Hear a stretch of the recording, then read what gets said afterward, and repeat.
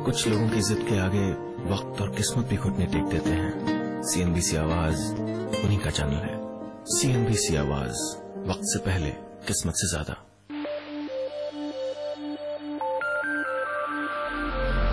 CNBC आवाज, वक्त से पहले, किस्मत से ज्यादा।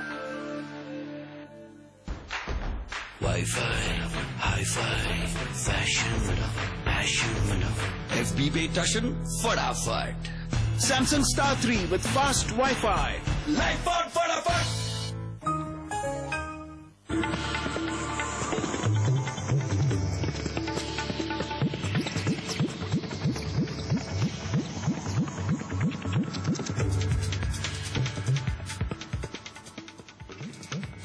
सीएनबीसी आवाज पर आप देख रहे हैं फ्यूचर सिटीज ऑफ इंडिया और आज हम हैं पुणे में। अभी आपने सुप्रिया की बातें सुनी, बहुत फ्रैंक राय उन्होंने सामने रखी कि क्या क्या दिक्कतें आती हैं डेवलपमेंट को तेज रफ्तार से अगर आगे बढ़ाना हो। हमारे साथ पुणे के नागरिक हैं, एक सवाल हम लेना चाहेंगे हर्षवर्धन भूसारी से। मैं ये जानना चाह रहा हूँ कि बहुत सालों से ये योजना मेट्रो की ऑन पेपर ही रही है।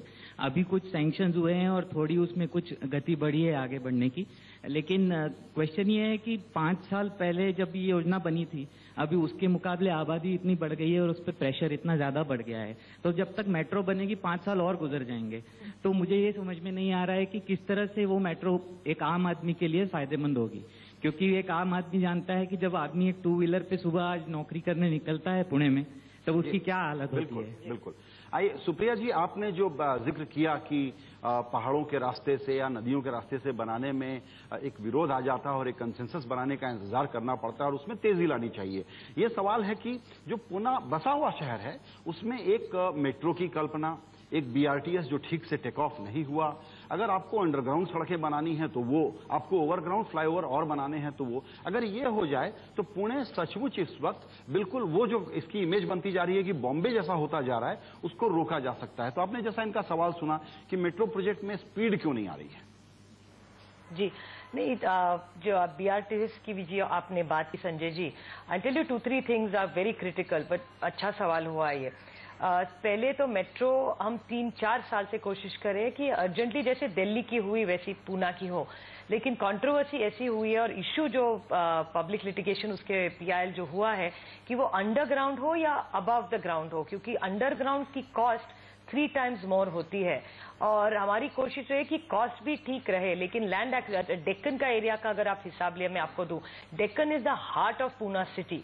वहां से जो मेट्रो का जो प्लान है वहां से लैंड एक्विजिशन कभी होगा ही नहीं, ऐसी वहां से प्रॉब्लम है। और मैं समझ सकती हूँ कि वहां दुकानें हैं, बड़े पुराने इंफ्रास्ट्रक्चर्स के इश्यूज है वहां पे और पुरानी बिल्डिंग्स है जहाँ के लोग शायद उनकी लाइवलीहुड्स है वो तो छोड़ेंगे नहीं, वो भी बात सही है।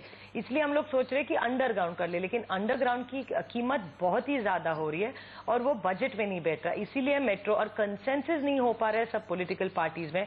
मैं खुद श्री कलमाडी जी से बात की, मैं खुद अटल राव जी जो शिवसेना के, हम 3 एमपीज है और हमारी सबकी कोशिश है कि जैसे हम ये गार्बेज का प्रोग्राम, कचरा का जीरो गार्बेज का प्रोग्राम हम सब पार्टियों ने मिलकर लॉन्च किया, वैसे ही एक साथ डिस्कशन करके एनजीओज को लेके और सब जो भी लोकल, मेरी जो खुद की जो साइट है supriyasule.com, इस पर मैंने एक पेपर भी, एक ओपनिंग भी साइट की लिंकेज की है कि इंफ्रास्ट्रक्चर मेट्रो हो, बीआरटीएस जो हो, जिसको पूना के कोई इंजीनियर्स हो, कोई अगर स्पेसिफिक किसी को सजेशंस करनी हो तो जरूर आप उस पर भेजें, क्योंकि पीएमसी को आपकी सबकी राय की और मदद की जरूरत है। That's about metro.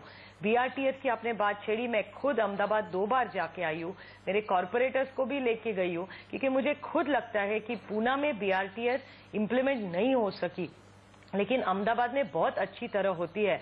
और जो सवाल जिन्होंने पूछा उन्होंने कहा कि बाइक पे आप जाते हैं तो मेरे ख्याल से ग्रीन अगर हम पूना करना चाहते हो तो वहां पे डीजल, पेट्रोल, ये सब व्हीकल्स जब कम एमिशंस वाले हो तभी, सो इसलिए public transport is most important. आप परदेश में कहाँ भी जाए, क्यों नहीं लोग गाड़ी लेते, सिंगापुर जाओ, हांगकांग जाओ, सब जगह support system. So we'll have to do things to complement.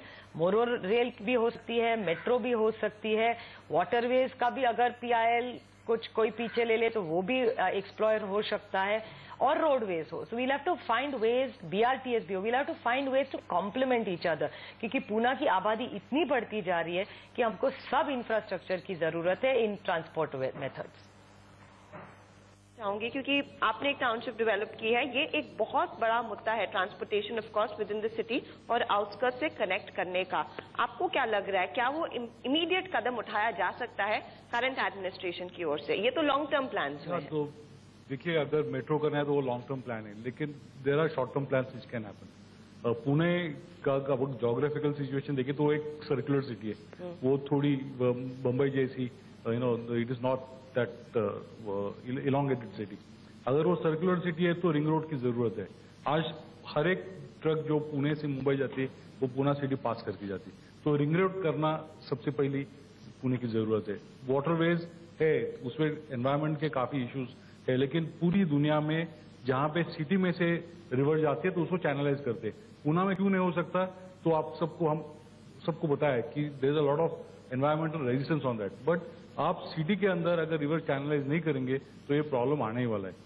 तो रिवरवेज, रिंग रोड एंड दैट वो जो एक उन्होंने म्यूनिसिपल कॉर्पोरेशन ने दूसरा एक एलिवेटेड रोड प्रपोज किया था जो शिवने यानी एनडीए से स्टार्ट होके एयरपोर्ट तक, खराड़ी तक जाता है, वो रिवर साइड पे एलिवेटेड होता है. You don't have to displace anyone, लेकिन वहां भी लोग इश्यूज क्रिएट कर रहे हैं. अगर ये हुआ तो पुणे की काफी शॉर्ट टर्म. सतीश जी, हाँ आप अरुण जी. सतीश जी ने जो कहा बहुत ही सिग्निफिकेंट चीज है कि शॉर्ट टर्म प्लान्स भी बहुत सारे. मैं एक सिंपल सा सोल्यूशन देता हूँ.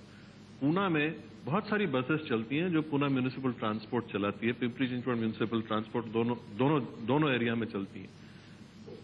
इसमें अपने को थोड़ी सी सोच की बदल लाने में जरूरत है. इसमें भी सिर्फ हब एंड स्पोक आप कर दो, and instead of issuing tickets on distance, if you start issuing tickets on hourly basis so that people get into a bus at 7 o'clock, doesn't matter how many buses he changes, as long as he's on the bus till 9 o'clock, you don't ask him for another ticket and you have a uniform rate.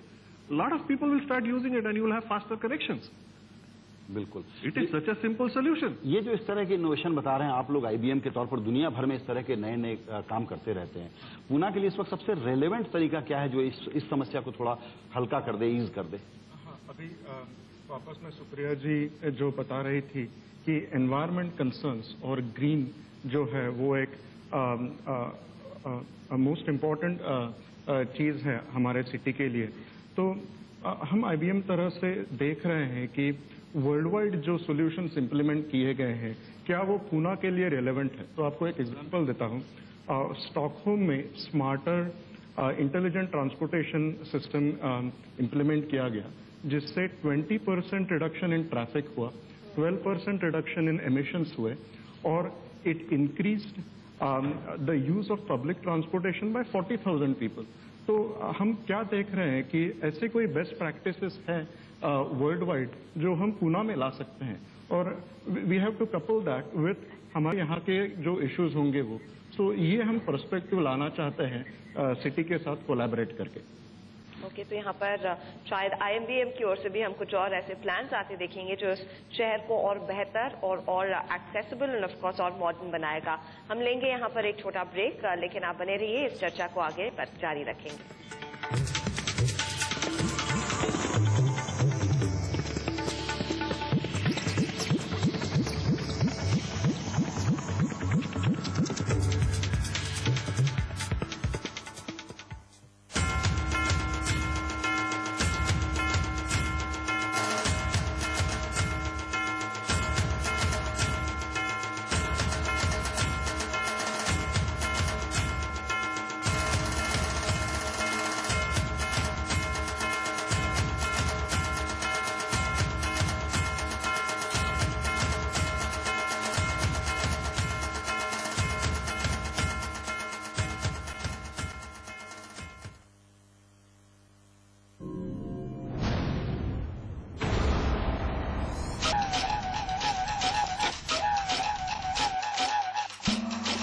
कभी अपने मन के अंदर झांक के देखो, इसकी चार दीवार